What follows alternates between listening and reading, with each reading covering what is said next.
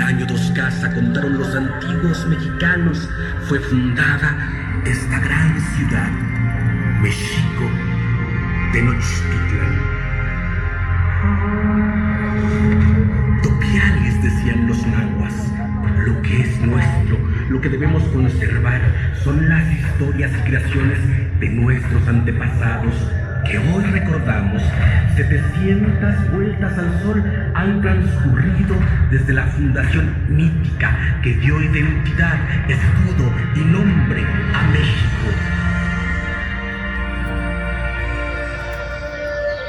Aún antes, hace varios miles de años se comenzó a habitar esta extraordinaria cuenca, formada por grandes lagos y sierras volcánicas, el Anáhuac. Entre las primeras aldeas de agricultores está Tlatilco, al norte del lago de Texcoco, y unos 800 años antes de nuestra era, al sur se formó una ciudad que hoy conocemos como Cuipulco. La erupción del volcán Xitle hizo que ese pueblo tuviera que emigrar. Otros pueblos se asentaron en las riberas de los lagos, aprovechando la riqueza natural y su clima templado.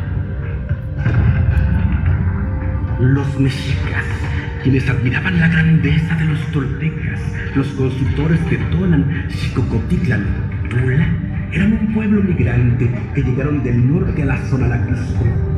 Desconocemos su origen, pero los relatos nos dejaron una fecunda mitología.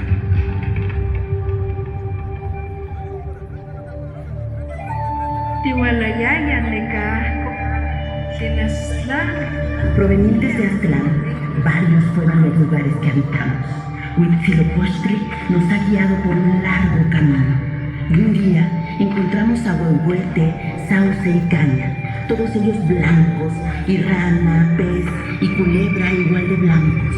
Nuestros sacerdotes y viejos, recordando las palabras de Huitzilopochtli, empezaron a llorar de gozo y a hacer grandes extremos de placer y alegría, diciendo: ya hemos hallado el lugar que nos ha sido prometido.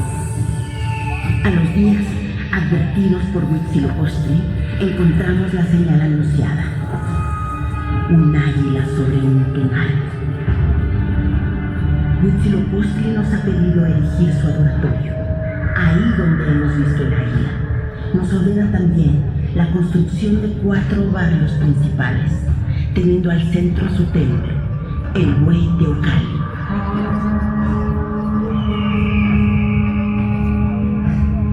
El pueblo mexica, dirigido por Tenoch, se asentó finalmente en una isla rocosa formada en el lago de Texcoco. En códices pintaron el mito para la eternidad. El águila representa a Huitzilopochtli y el tonal a Tenoch.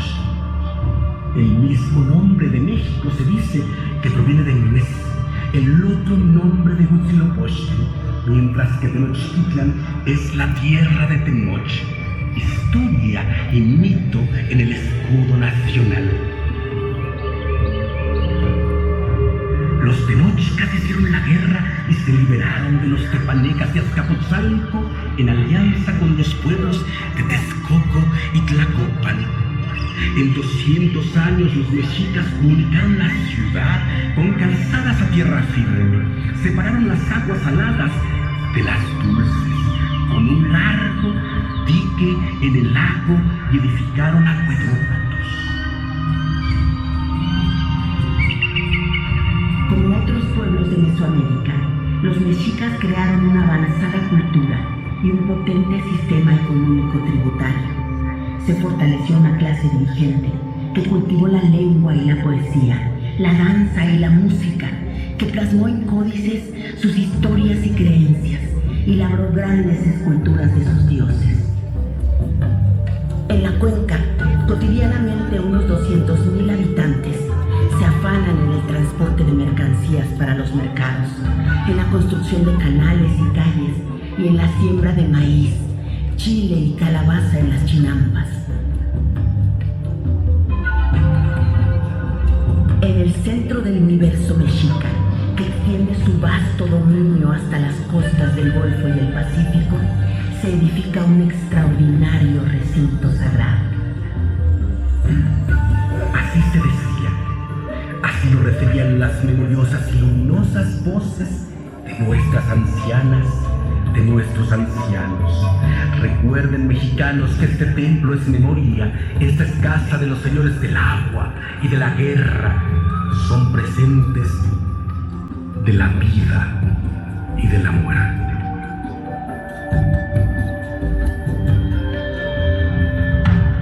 Este es el Hueyteocalli, templo mayor, centro del universo, puerta a los 13 peldaños celestes, a los 9 niveles del inframundo, morada de los dioses, lugar de donde parten los 4 rumbos.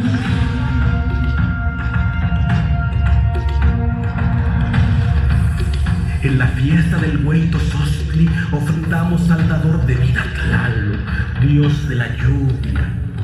Es brote, verdor y florecimiento, crecimiento del árbol, de la hierba y del maíz. En los días más cortos ofrendamos a la victoria de Huitzilopochtli. Es memoria del día en que cayó la señora luna. A lo alto luminoso Huitzilopochtli, el colibrí zurdo, dios solar y de la guerra, disipa la noche.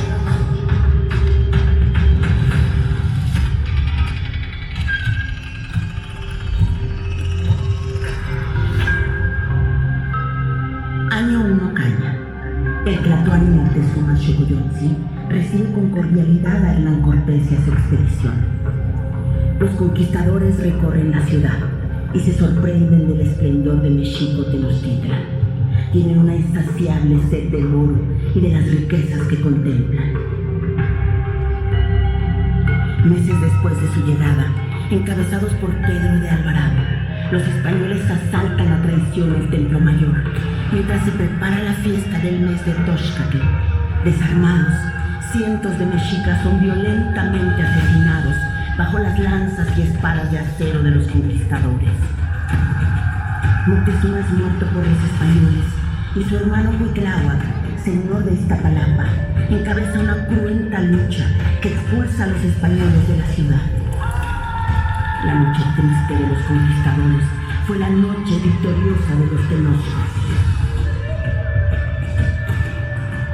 Cuitláhuac es nombrado Tlatoani y organiza la defensa y fortificación de Tenochtitlan, mientras Cortés se refugia en Tlaxcala para organizar el ataque contra la ciudad, realizando alianzas con otros pueblos de las riberas. La viruela, que llegó con los conquistadores, se expande y cobra la vida de Cuitláhuac. Con apenas 25 años, Cuauhtémoc, señor de Tlatelolco, se convierte en el último Tlatoani mexica.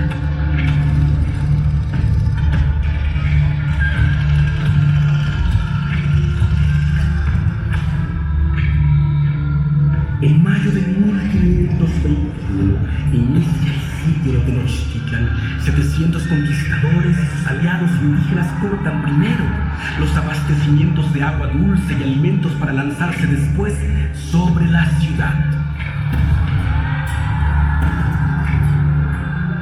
En 75 días de sitio, toda la población participa en la resistencia. Luchan también contra la sed, el hambre, la viruela y el dolor de ver morir a los suyos mientras los invasores avanzan.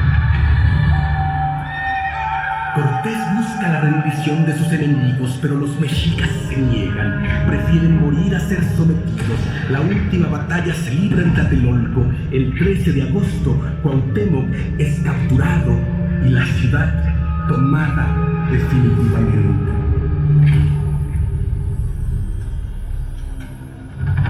Nos dice la voz de la memoria, la voz de los vencidos. Rojas están las aguas, cual si las hubieran tenido, y si las bebíamos, eran agua de salida. Golpeábamos los muros de adobe en nuestra ansiedad. Nos quedaba por herencia la red de agujeros. En los escudos estuvo nuestro resguardo, pero los escudos no detienen a la desolación.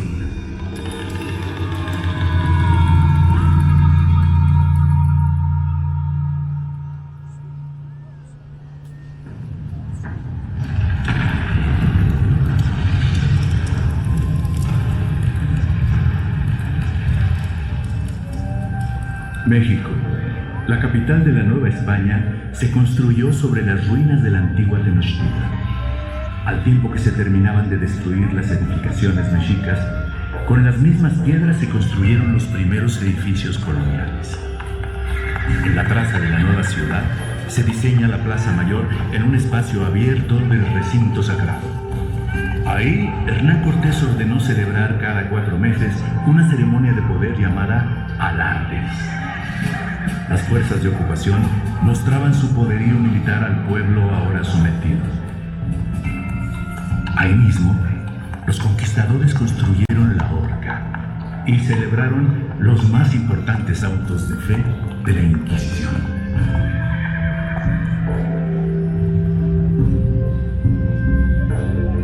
61 virreyes gobernaron la Nueva España desde este palacio construido donde estaba la residencia de Moctezuma. Los virreyes del siglo XVI se miran en los retratos con sus rígidos jubones dorados o con sus vestimentas negras y severas. Los últimos, a la moda neoclásica, con pelucas francesas, lunares pintados y casacas de terciopelo azul marino. Los conquistadores imponen una sociedad organizada en castas, sometiendo a indígenas, afrodescendientes y mestizos.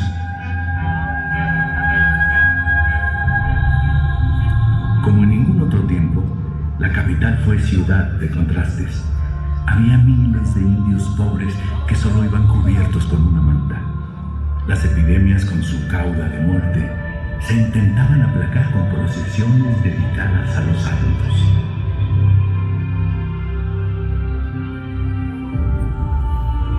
En los primeros años de evangelización, se escribió en náhuatl el texto Nican Mopohua, que cuenta las apariciones de la Virgen de Guadalupe al indio Juan Diego de Cuauhtlatoatzin.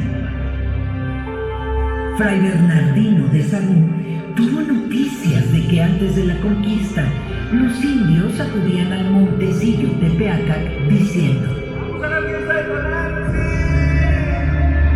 venerando con ofrendas a la diosa indígena, la gran madre de todos.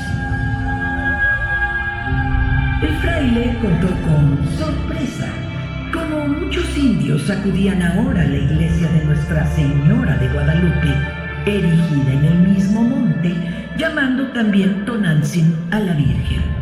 Devoción sospechosa, decía Sahagún, porque en todas partes hay muchas iglesias de Nuestra Señora y no van a ellas, y vienen de tierras lejanas a adorar a esta Tonantzin. Al paso del tiempo, la Virgen de Guadalupe se volvió la patrona de la Ciudad de México. Cada 12 de diciembre la basílica recibe a unos 12 millones de peregrinos para celebrar su aparición en el Cerro del Tepeyac.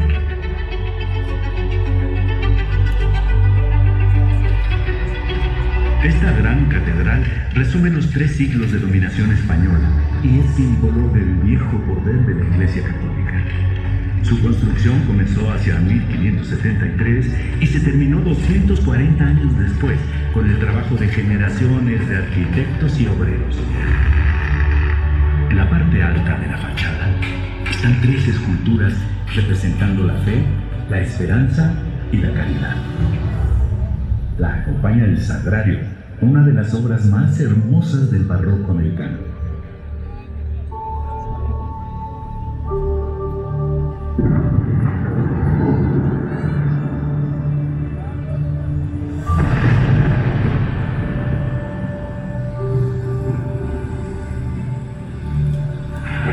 A diferencia de la ingeniería mexica, los españoles buscan expulsar el agua de la cuenca para evitar las inundaciones en la época de lluvias.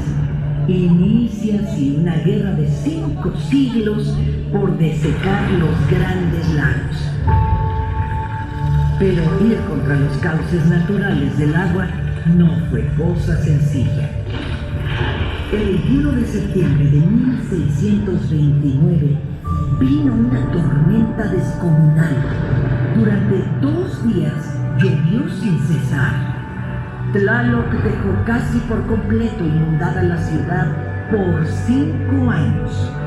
Solo un pedazo alrededor de la Plaza Mayor quedó a salvo. Le llamaron la Isla de los Perros, pues ante la calamidad, ahí muchos de estos animales encontraron refugio. Miles de habitantes emigraron.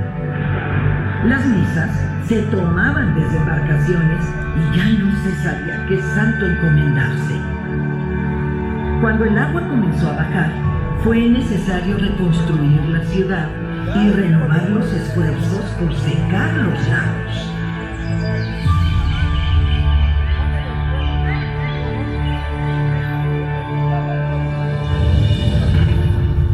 Hombres necios que acusáis a la mujer sin razón, sin ver que sois la ocasión de lo mismo que culpáis.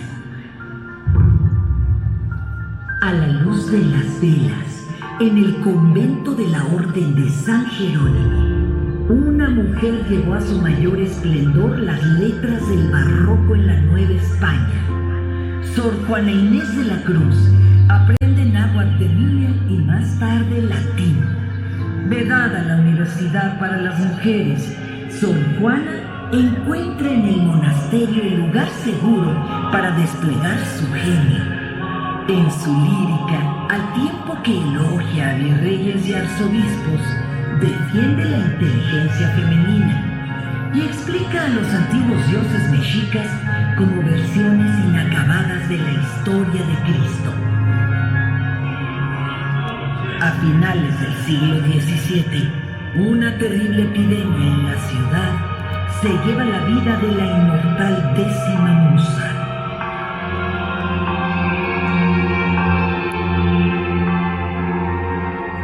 Gran estupor generó en la ciudad colonial el motín de 1692.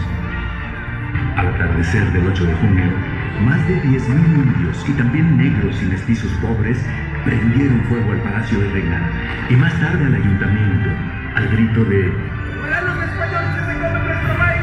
¡Muere el virrey! ¡No me don Quijote Sisi! ¡Muera el virrey que nos mata de hambre!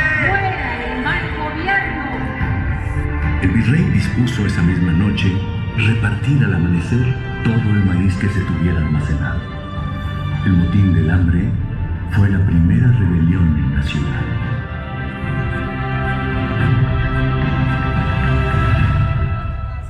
A pesar de la censura colonial, en las últimas décadas del siglo XVIII llegan de Europa los nuevos aires de la Ilustración. Se abre paso a la ciencia y el pensamiento humanista. En la ciudad de 100.000 habitantes se fundan instituciones para el estudio de las ciencias, las artes y la medicina, así como nuevos escenarios para el teatro y la música. Con el apogeo de la extracción de plata y oro de América que enriquece a Europa, la ciudad se beneficia. Es la ciudad de los palacios. El nuevo virrey, segundo conde de Revillagigedo, transforma la capital, que vivía en el caos y la insalubridad. Construye acueductos y cañerías, establece el servicio de recolección de basura, anunciándose con una campana que sigue sonando hasta nuestros días. Las calles son empedradas y se les pone nombre, y las casas son numeradas.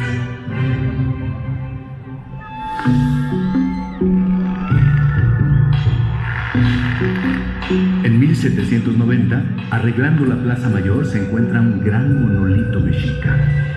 En otros tiempos hubiera sido destruido, pero la curiosidad hace que el virrey disponga exhibirlo en la universidad. Sin embargo, con el hallazgo, una gran cantidad de indígenas acuden a venerar la escultura con velas y ofrendas. Espantado, el clero hace que la deidad sea enterrada de nuevo, pues decían que la escultura hacía renacer en los indios su vieja idolatría.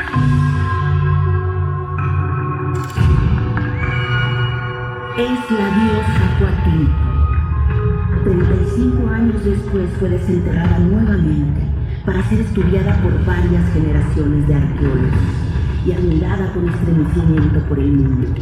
La madre de Huitzilopochtli, la diosa de la falda de serpientes, se representa cercenada de cabeza y brazos, de donde le crecen imponentes serpientes. Del pecho, de madre que ha alimentado a sus hijos, cuelga un collar de manos y corazones y tiene por pies garras de águila. Meses después del descubrimiento de la Coatlicue, se encuentra también en la Plaza Mayor de la ciudad otra escultura monumental de gran valor. Es la Piedra del Sol. Los tenochcas la usaban en posición horizontal para ceremonias de sacrificio. Tiene en su centro al quinto sol, Tonatiuh, nombrado también Nahui Olin. A los lados tiene representaciones de los 4 soles anteriores. En un círculo completo se representan los 20 días del mes mexica, por lo que esta escultura también se le conoce como calendario azteca. Esta extraordinaria talla tiene en el último círculo 2 gigantescas serpientes.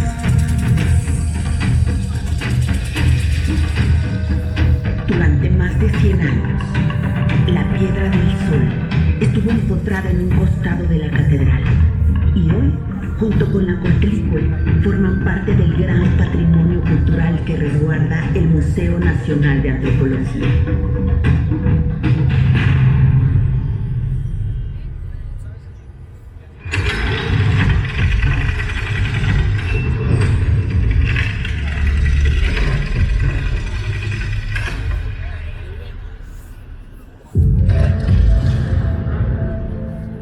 Después de tomar Celaya, Salamanca y Morelia, los alzados del Grito de Dolores, con Ignacio Allende y Miguel Hidalgo al frente, avanzan hacia la Ciudad de México y vencen a las fuerzas de la corona en el Monte de las Cruces.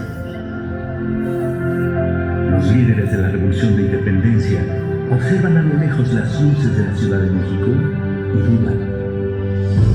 Finalmente deciden no tomar la ciudad y no bajar a arrancar de las puertas de las iglesias el acta de excomunión contra Hidalgo, sino avanzar hacia Guanajuato. La independencia tendrá que esperar 11 años. Durante ese tiempo, la Ciudad de México no fue escenario de batallas, sino de conspiraciones en favor de la insurgencia. Leona Vicario destaca enviando recursos económicos e información. Una vez descubierta por las autoridades, escapa de la ciudad, pero es detenida y encarcelada. Cuando logra fugarse, mantiene comunicación con José María Morelos, rechaza el indulto que le ofrece el gobierno y publica incansablemente en periódicos insurgentes. Ya muertos Hidalgo, Allende y Morelos, las fuerzas del coronel realista Agustín de Iturbide y el insurgente Vicente Guerrero conforman el ejército trigarante, que enarbola la independencia de España, la unidad entre criollos y peninsulares y la religión católica como oficial. Conforme avanza el ejército, se adhieren contingentes realistas al movimiento.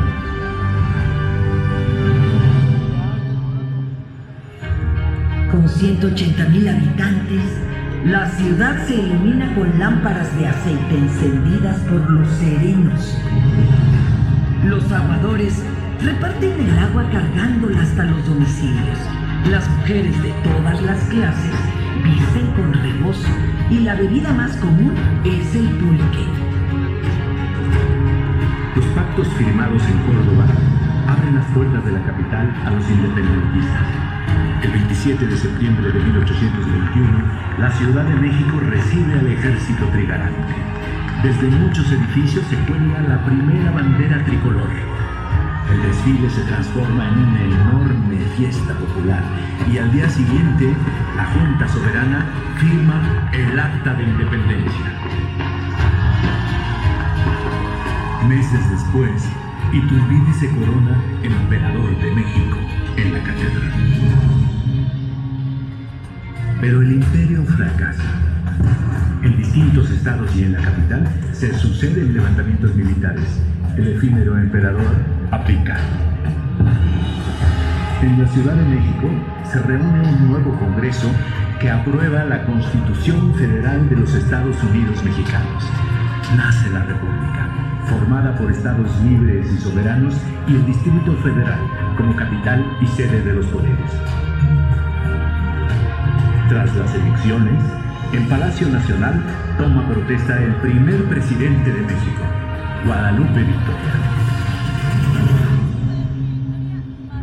Por el norte y el Golfo de México, el ejército norteamericano avanzó en la guerra expansionista que arrebató al país medio territorio. El ejército invasor, a pesar de encontrar fuertes resistencias, ingresa finalmente a la Cuenca, derrotando Churubusco y los Pedregales a contingentes valientes pero mal organizados. Las batallas finales se dieron en Chapultepec, un último intento desesperado por detener a los invasores. Lo dan jóvenes cadetes desde lo alto del castillo de Chapultepec. El ejército norteamericano entra a la ciudad. En el Zócalo se da la batalla más desigual de la historia. Durante varios días, Pueblo Llano, enardecido por el orgullo nacional, se lanza con piedras y cuchillos contra los invasores. Finalmente, la bandera yanqui ondea en Palacio. 4 meses después, en la villa de Guadalupe, se firma el acuerdo del retiro del ejército invasor, mientras que se pierde la mitad del territorio nacional. La Revolución de Ayutla termina con más de 30 años de dictadura de Antonio López de Santana. Desde los altos del recinto parlamentario y en las crónicas luminosas de Francisco Zarco, la Ciudad de México es testigo de los debates del Congreso Constituyente. El 5 de febrero de 1857 juran la nueva Constitución. En ella se lee: la soberanía nacional reside esencial y originalmente en el pueblo. Todo poder público dimana del pueblo y se constituye para su beneficio. Los liberales se enfrentan al gran poder económico de la Iglesia. En la ciudad, casi la mitad de las propiedades pertenecían al clero. Son expropiados conventos, iglesias y monasterios. A muchos se les da nuevo uso y otros son destruidos. La vida secular cambia el paisaje urbano. Se abren oficinas de gobierno para expedir actas de nacimiento y de matrimonio. Los panteones se hacen civiles y los conventos ahora se imaginan como escuelas públicas. El viejo poder del clero, heredado de la colonia, vive su ocaso. Ante la nueva Constitución liberal, federalista y laica, los conservadores se rebelan contra el gobierno de Benito Juárez, primer presidente indígena de México. Encabezados por Miguel Miramón, forman un gobierno paralelo y retienen la Ciudad de México, que fue asediada por los ejércitos de Ignacio Zaragoza y Santos Degollado. Después de 3 años de duras confrontaciones, en Calpulalpan, los liberales vencen el último esfuerzo conservador y el presidente Benito Juárez regresa victorioso a la ciudad. Pero no tardaría en llegar un nuevo desafío para la República. A pesar de la heroica defensa de Puebla, finalmente las tropas de ocupación francesa avanzan sobre la Ciudad de México. Una multitud silenciosa se reúne en el Zócalo. El presidente Benito Juárez espera hasta la puesta del sol, ordena arriar la bandera y grita un palco: ¡Viva México!, al que responden unas 10,000 personas. Guillermo Prieto anima un poco: tengamos fe en el porvenir, porque los pueblos son invencibles. Se suben a un carruaje llevando la República a cuestas en un largo periplo que llegó hasta el Paso del Norte. Invitado por los conservadores, Maximiliano de Habsburgo es impuesto como emperador de México. Llega a la ciudad con un manual de 600 páginas que establece las formas de las ceremonias y fiestas propias de la corona. Rechaza el Palacio Nacional por simple y riguroso y se instala en el castillo de Chapultepec. En los 3 años que duró en el trono, Maximiliano construyó el Paseo de la Emperatriz, después nombrado Paseo de la Reforma, para comunicar Chapultepec con la ciudad. La Chinaca, la guerra de guerrillas desatada por todo el país y el retiro de tropas francesas llevaron al triunfo de la República sobre el Imperio. El 15 de julio de 1867, Benito Juárez desfila entre vítores y flores rumbo al Zócalo. La bandera nacional volvió a izarse en Palacio Nacional.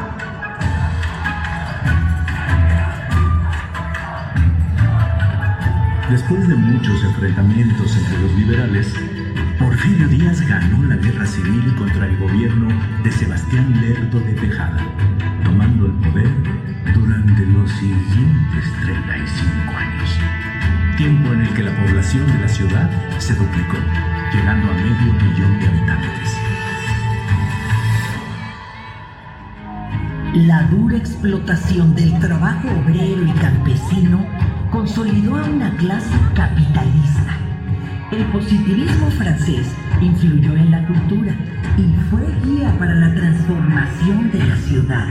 Se fundaron hacia el poniente las colonias Juárez, Cuauhtémoc y Roma para la burguesía, con iluminación eléctrica, agua potable y drenaje. En contraste, la colonia Morelos y nuevos asentamientos irregulares no gozaron de mejoras urbanas. Se construyeron líneas de tranvía que junto con los automóviles desplazaron paulatinamente a los transportes de tracción animal. En la agonía de la dictadura porfirista, se inauguró la columna de la Independencia, con la victoria alada que tiene en sus manos una corona de laurel para los héroes y una cadena rota de 3 eslabones por los 3 siglos de colonia. Díaz también dispuso colocar la campana de Dolores sobre el balcón principal de Palacio Nacional, y arriba se talló un escudo nacional flanqueado por un guerrero mexica y un soldado español. Más tarde se concluiría el Palacio de Bellas Artes y el proyecto porfirista del Congreso de los Diputados se transformaría en el Monumento a la Revolución.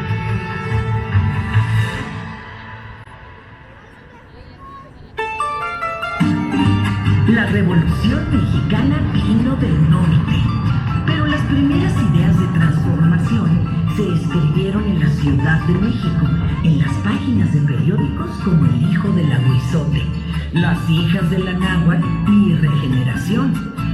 Y aún antes, en las críticas del gran grabador José Guadalupe Posada, creador de La Catrina. Tras el triunfo del primer levantamiento armado, se cuenta que 500,000 de personas salieron a las calles de la ciudad a recibir a Francisco y Madero.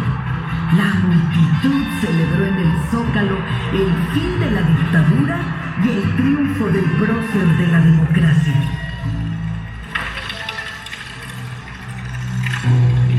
Pero el voto popular y Porfirio Díaz en el exilio no fueron suficientes para acabar con el viejo régimen. Poco más de un año después, llegó la noche de los opilotes. El embajador de Estados Unidos y los generales Félix Díaz y Bernardo Reyes fraguaron la asonada.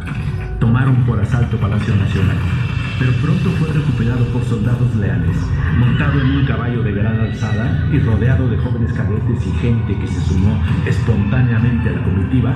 Madero acudió a Palacio para hacerle frente al golpe de Estado. Durante 10 días, la ciudad se paralizó. Se contabilizaron más de 5,000 muertos entre las filas maderistas. Por las noches se veían en la ciudad hogueras quemando cuerpos insepultos.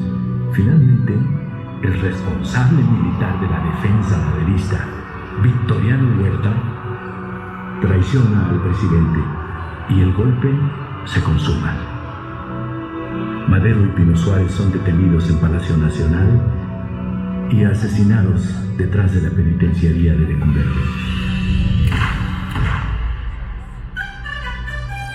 Nació Emiliano Zapata en un risueño pueblito del estado de Morelos que se llama México. En 1911 en armas se levantaba. Ahí en la Sierra Suriana con Emiliano Zapata. Los alzamientos contra Huerta crecieron por todo el país. La revolución vivió los meses más cruentos hasta la derrota definitiva del viejo ejército porfirista a manos de la División del Norte. En un año, la Ciudad de México vive la entrada y salida de 7 ejércitos. A finales de 1914, la ciudad espera temerosa la llegada de los ejércitos de Pancho Villa y Emiliano Zapata. Es el México profundo que con los anhelos de tierra y libertad impulsó a sus propios dirigentes. Unos días antes, Villa y Zapata se encuentran en Xochimilco, donde se reconocen y hermanan. Los trenes de la División del Norte llegan a Cuba y el Ejército Libertador del Sur entra a caballo para encontrarse en el Paseo de la Reforma. Entran al Zócalo por la calle Francisco y Madero, bautizada así pocos días después por el propio Pancho Villa, a iniciativa de la presidenta del Club Maderista Lealtad, María Arias Bernal. No son los bárbaros que alertan los periódicos, son hombres y mujeres del campo que toman la ciudad en orden. Acompañan al presidente interino, Eulalio Gutiérrez, para instalar el gobierno de la Convención de Aguascalientes. Durante más de 8 horas, 30,000 hombres desfilan rumbo al Zócalo. Villa y Zapata saludan desde el balcón principal de Palacio Nacional a una multitud que los ovaciona. En un salón de palacio se toman una fotografía para la historia.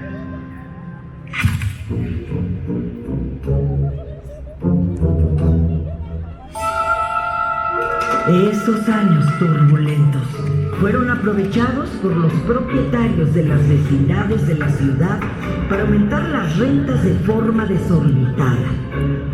En 1922, un grupo de jóvenes comunistas promueve la organización de un sindicato de inquilinos. Un hecho inédito para la ciudad. Durante varios meses, unos 30,000 habitantes de más de 2,000 vecindades se niegan a pagar las rentas. El gobierno obregonista finalmente apoya a los propietarios y la represión termina por derrotar la huelga inquilinaria.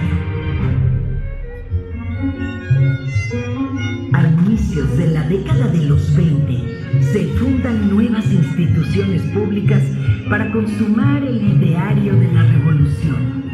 El automóvil desplaza a los coches de caballos, que son prohibidos en la ciudad. La nueva jefatura de tránsito instala los primeros semáforos y establece el sentido de las calles. La ciudad ve con curiosidad a jóvenes que se suben a los andamios a pintar grandes murales en edificios públicos. Van vestidos con overoles de obreros y rechazan la pintura de caballete que acusan de burguesa. El movimiento muralista considera el arte un instrumento educativo de denuncia y combate. Pintan al pueblo, su historia, a los protagonistas de la revolución y reivindican el pasado indígena.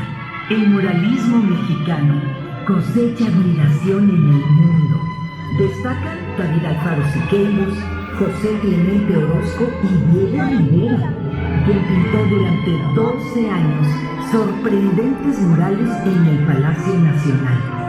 Al paso del tiempo, la ciudad atesora un valioso patrimonio artístico que podemos disfrutar en edificios y espacios públicos. Al igual que en la pintura, en la ciudad surgen expresiones nacionalistas en la música, la danza y la literatura. Entre otros, Carlos Chávez y Silvestre Revueltas componen inspirados en la música popular mexicana, mientras Nelly Campobello brilla con su literatura y renueva la danza, investigando los ritmos de los pueblos indígenas.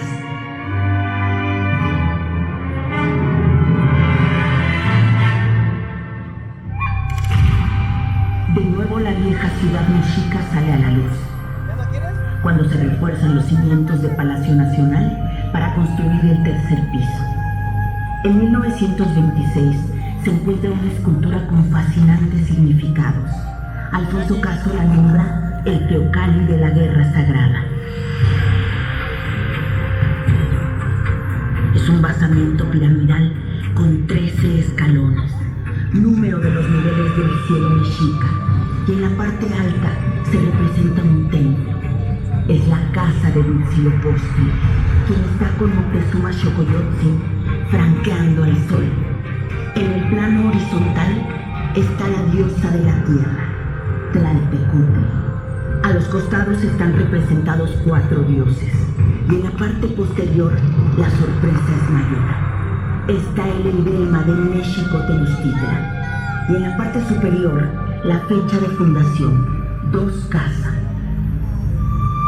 Con sus garras, el águila se sostiene de unas tunas en forma de corazones humanos. Pero en lugar de la serpiente, el águila lleva en su pico el símbolo Atl-Tlachinoli, emblema de la guerra. Los mexicas representan en esta talla su vocación guerrera y la función divina de los sacrificios humanos para alimentar a Huitzilopochtli y a Tlaltecutli, para mantener el ciclo de la vida, el orden del cosmos.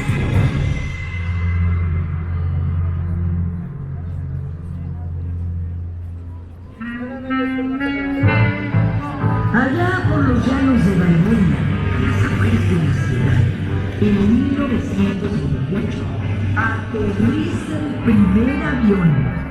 En el paisaje urbano se ven proliferar antenas. Todos quieren tener una radio para escuchar música. La ciudad crece y por esos años el pueblo de Tacubaya se integra a la zona urbana del Distrito Federal, que había sido trazado como un círculo perfecto con un radio de 2 leguas. Aún están lejos los pueblos a los que se llega en tranvía, como Villa de Guadalupe, Azcapotzalco, Tacubaya, San Ángel, Xochimilco y Tlalpan. El presidente Lázaro Cárdenas, además de repartir tierra a los campesinos, cumpliendo el anhelo de la revolución, fundó en la Ciudad de México el Instituto Politécnico Nacional y expropió la hacienda de Santo Tomás para construir el campus principal. Una gran institución para la formación de científicos y técnicos para el desarrollo del país. He hablado al pueblo pidiendo su respaldo, no solo por la reivindicación de la riqueza petrolera, sino por la dignidad de México, escribió en su diario Cárdenas, después de anunciar por radio desde Palacio Nacional la nacionalización de las petroleras extranjeras. A los pocos días, la ciudad protagonizó un gran movimiento de unidad nacional. Unas 250,000 personas se congregaron en el Zócalo para respaldar al presidente. También el Palacio de Bellas Artes recibió a una multitud en la que no faltaron personas humildes con gallinas y guajolotes en las manos para colaborar en el pago de las indemnizaciones.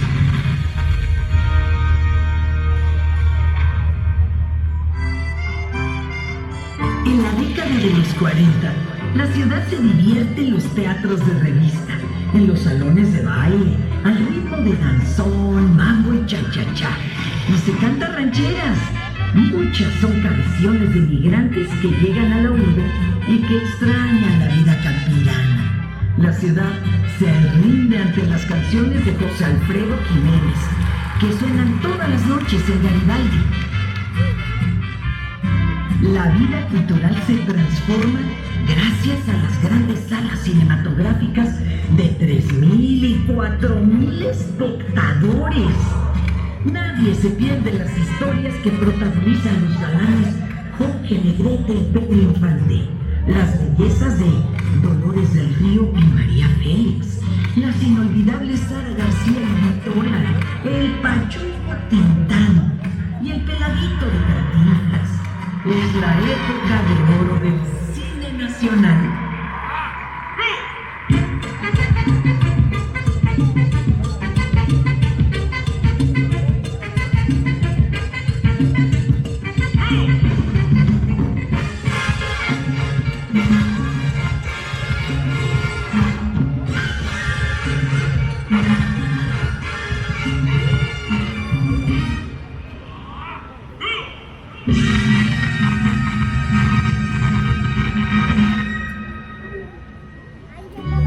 Con más de 3 millones de habitantes, la ciudad se transforma rápidamente en los años 50.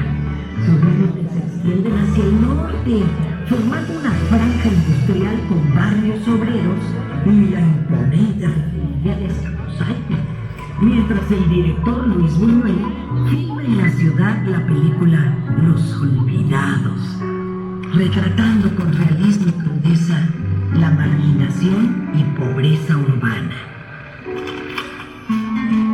Ernesto Uruchurtu, regente de la ciudad durante 14 años, se encarga de construir decenas de mercados públicos, entubar ríos como el de la Piedad y Churubusco, abrir avenidas y construir el viaducto, al tiempo que impone una hipócrita moral conservadora, cerrando teatros y centros nocturnos. Los lagos siguen secándose, mientras que durante los meses de febrero y marzo, las tolvaneras envuelven a la ciudad en una nube de tierra que obliga a cerrar puertas y ventanas. En estos años se levanta una proeza de la ingeniería mexicana, la Torre Latinoamericana, el primer rascacielos de la capital. Por los pedregales del sur se construye ciudad universitaria y un sector popular de ingresar a sus hijos a las preparatorias y universidades públicas.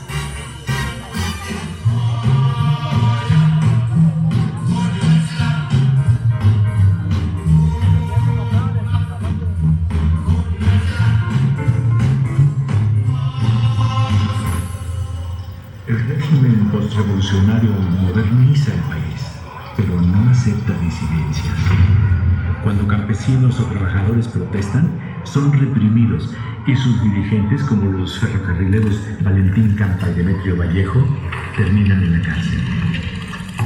El 26 de julio de 1968, granaderos reprimen a estudiantes en el centro histórico. Ese último agravio ya no lo perdonaron. Estalló la indignación juvenil contra el autoritarismo. En poco tiempo, miles de estudiantes declararon huelga en decenas de universidades. Se organizaron en un consejo democrático y enarbolaron un pliego petitorio que demandaba el fin de la represión y la libertad de los presos políticos. La Ciudad de México es el epicentro del movimiento. Es noticia en el mundo que los estudiantes mexicanos salen a las calles, al igual que en otros países. Son parte de una generación inconforme que se opone a las guerras, a la discriminación racial y al saqueo colonialista. Los estudiantes del 68 se inspiran en las revoluciones sociales, bailan rock and roll, cantan nuevas canciones de protesta, popularizan la minifalda y viven la liberación sexual. El movimiento del 68 se organiza en brigadas para informar a los habitantes de la ciudad y recibe el apoyo de mucha gente. Organiza asambleas, mítines y festivales para contrarrestar las descalificaciones del gobierno. El presidente Díaz Ordaz rechaza el diálogo que propusieron los estudiantes y el 27 de agosto los desaloja violentamente del Zócalo. días después, escuchando solo el sonido de sus pasos, 100.000 estudiantes regresan al Zócalo en la marcha del silencio. La respuesta del gobierno es aún más violenta. El ejército ocupa Ciudad Universitaria y las instalaciones del Politécnico. En la Plaza de las Tres Culturas, unos 10.000 jóvenes se escuchan sentados en el piso a los oradores del Consejo Nacional de Huelga. Piden que el ejército desocupe los planteles educativos y que cese la represión. El mitin transcurre tranquilamente hasta que un batallón del ejército ingresa a Tlatelolco y abre fuego. Los estudiantes corren aterrados, muchos son heridos y varias decenas caen muertos en la plaza. El gobierno miente una y otra vez. Los periódicos reproducen la mentira.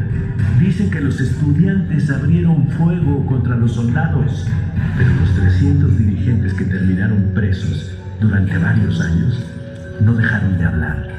Los miles de participantes contaron sus historias y el libro de testimonios de Elena Poniatowska fue escrito con fuego eterno. La verdad se abrió paso sobre el crimen de Estado ordenado por el presidente Díaz Ordaz. Por eso, el 2 de octubre no se olvida.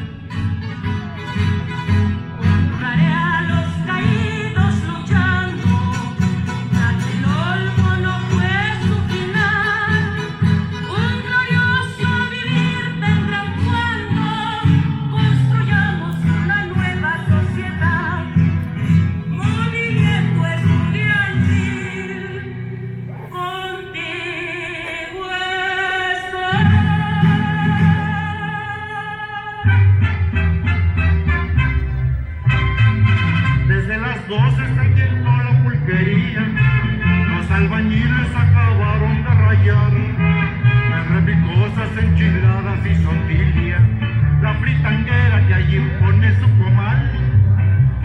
Sábado, Distrito Federal. Sábado, Distrito Federal. Sábado, Distrito Federal.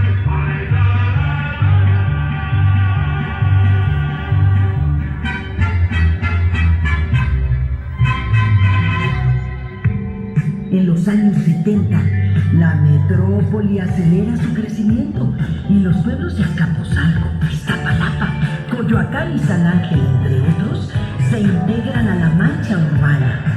La ciudad pambolera celebra la coronación del Rey Pelé en el Estadio Azteca, ahí donde 16 años después lo vi al viejo Armando Maradona, mientras el barrio de Tepito da campeones mundiales de boxeo.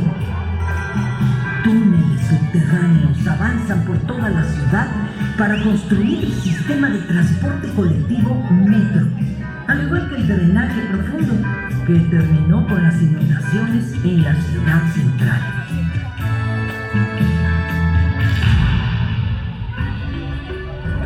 La antigua ciudad se hace presente de nuevo en 1978 para recordarnos su grandeza.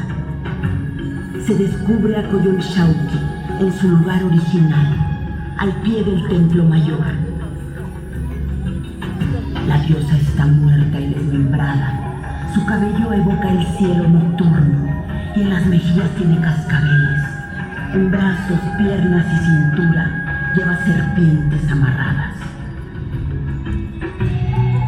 Cuenta el mito que los hijos de Coatlicue, Coyolxauhqui, diosa lunar, y Huitzilopochtli, dios solar y de la guerra, se enfrentan. Ella es arrojada desde el cerro de Coatepetl y así derrotada. Los antiguos mexicanos veneran a los opuestos complementarios para mantener la armonía. El sol derrota a la luna. Huitzilopochtli necesita de Coyolxauhqui.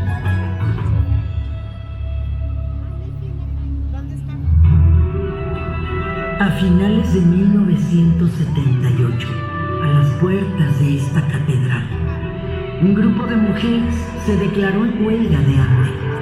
Las encabeza una mujer bajita que se llama Rosario Ibarra de Piedra. Las mujeres exigen la aparición de sus hijos desaparecidos por la guerra sucia que emprendió el Estado mexicano.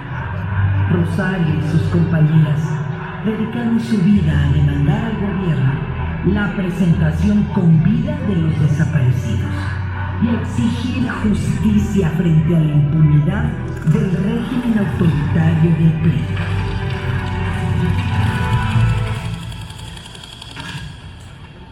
Siete de la mañana con 19 minutos.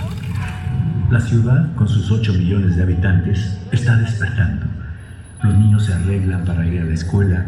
Es un jueves como cualquiera, hasta que la tierra truena. 400 edificios destruidos y 30.000 viviendas colapsadas. El gobierno reconoció 7.000 fallecidos, aunque se estimó varios miles de personas más que perdieron la vida. Los números no sirven para imaginar la tragedia que vivió la ciudad. Apenas pasó el ruido de los derrumbes, se escuchan los primeros gritos de los sobrevivientes. Miles de personas se organizan para retirar los escombros con las manos. Cerca de 4.000 vidas se rescatan. Muy pronto, los habitantes de la ciudad organizan cientos de albergues y llevan agua, alimento y cobijas para los 150.000 damnificados. Mientras el gobierno está paralizado y pide que la gente se quede en casa, el pueblo se moviliza en el más grande gesto de solidaridad del que se tenga memoria. Una semana después del terremoto, más de 30.000 personas marchan a Los Pinos y surge la Coordinadora Única de Damnificados. Demanda la expropiación de predios, créditos baratos y un programa de reconstrucción popular. Destacan las mujeres en la organización de las vecindades y las costureras de talleres donde las explotaban y que tras el sismo forman su sindicato. La lucha da resultados. El gobierno expropia vecindades y edificios y reconstruye con la participación vecinal 80.000 viviendas. Otra ciudad nació de los escombros y el dolor. Una ciudad fraterna, una fuerza colectiva que se organiza por el bien común y que sería fundamental en las futuras conquistas democráticas y en las resistencias contra el neoliberalismo. Vieja ciudad de hierro, cemento y de gente sin descanso. Si algún día tu historia tiene algún remanso, dejarías de ser ciudad. Con tu cuerpo maltrecho, por los años y culturas que han pasado, por la gente que sin veras albergado, el otoño para ti llegó forzado.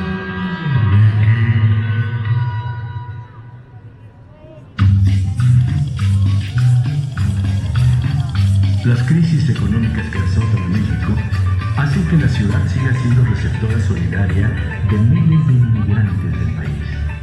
La urbe crece con la autoconstrucción. La gente hace sus casas con sus propias manos en lotes o predios ocupados y surgen colonias populares que se autoorganizan y luchan por servicios básicos. La privatización toca a la puerta de la Universidad Nacional en 1987. Una nueva generación de estudiantes recupera el Zócalo para la protesta y logra evitar las cuotas en la Universidad Nacional. Pero la fiebre privatizadora que impone el gobierno en los años 80 afecta a la ciudad. Se venden, por ejemplo, las grandes salas cinematográficas y se liquida la empresa pública Ruta 100, que llegó a tener 7.500 camiones, y nos invaden peceros y microbuses.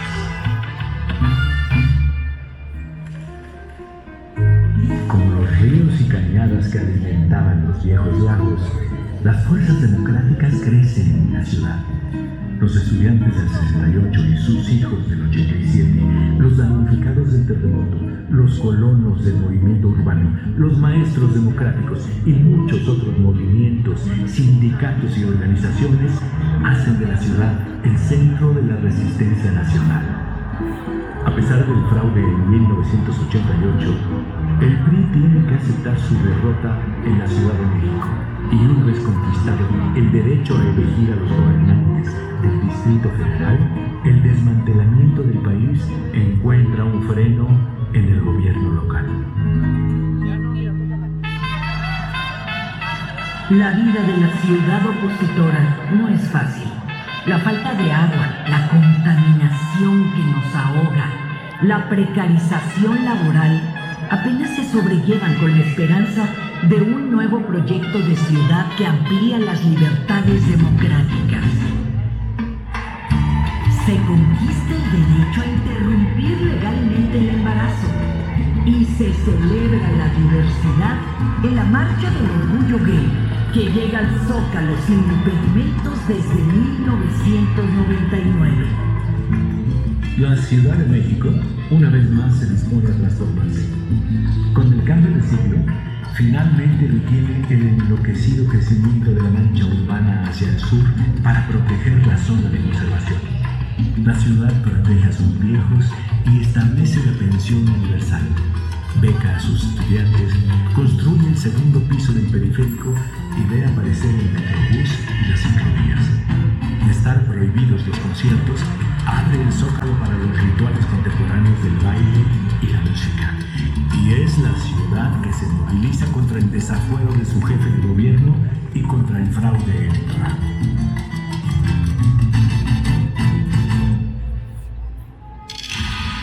Se le invocaba nuestra madre, nuestro padre, Tlaltecutli, deidad dual que emergió en 2006 gracias al programa de arqueología urbana del Instituto Nacional de Antropología e Historia.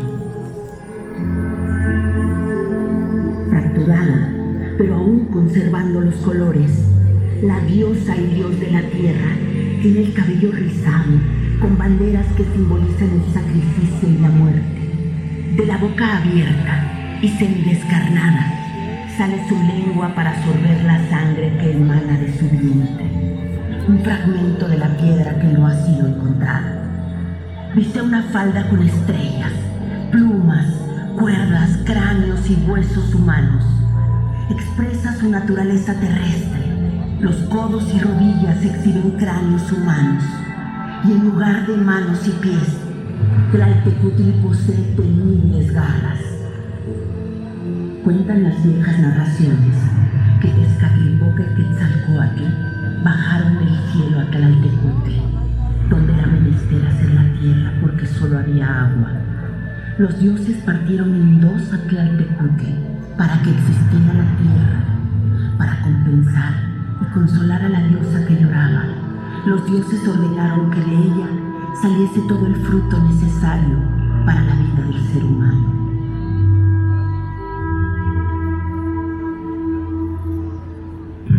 La Ciudad de México y la zona conurbana integran una metrópoli en la que vivimos la delirante cantidad de más de 22 millones de habitantes. Transporta cotidianamente a 3 millones de usuarios en los 4.000 vagones naranjas del metro. Y ahora, la ciudad se mira desde lo alto del cablebús. Es la ciudad con 350 mercados públicos, con el histórico mercado de la Merced y la central de abastos, donde 70.000 trabajadores alimentan a la ciudad bajo 32.000 paneles de una inmensa planta solar. Es la ciudad que inventó el taco al pastor y que, orgullosa, tiene una gastronomía admirada en el mundo entero. Es la ciudad educadora que tiene 4.000 escuelas públicas de primaria y secundaria y 500.000 de estudiantes en las universidades. Tiemblen estados los cielos, las calles, que tiemblen los jueces y los judiciales. Hoy a las mujeres nos quitan la calma, nos sembraron miedo, nos crecieron alas. Es la ciudad que lucha por la igualdad de género. Ha elegido a 2 mujeres jefas de gobierno.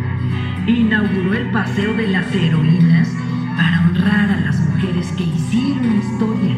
Y el movimiento feminista desborda las calles cada 8 de marzo. La Ciudad de México Es la fiesta que canta con Juan Gabriel y baila cumbias con los sonideros, que resguarda la vida y obra de la eterna Frida Kahlo, de Leonora Carrington y María Izquierdo.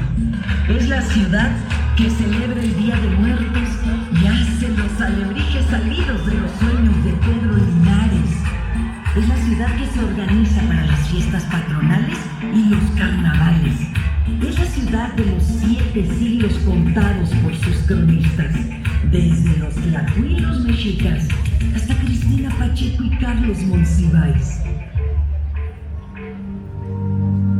Al pie de los volcanes, la ciudad de lluvias y de secas, de barrios, colonias y pueblos originarios. Es la ciudad rebelde, diversa y democrática. Es la capital de la transformación y de la memoria, que recuerda con orgullo las palabras que un indígena escribió hace siglos. Esta será nuestra fama. En tanto que permanezca el mundo, no acabará el renombre, la gloria de México Tenochtitlan.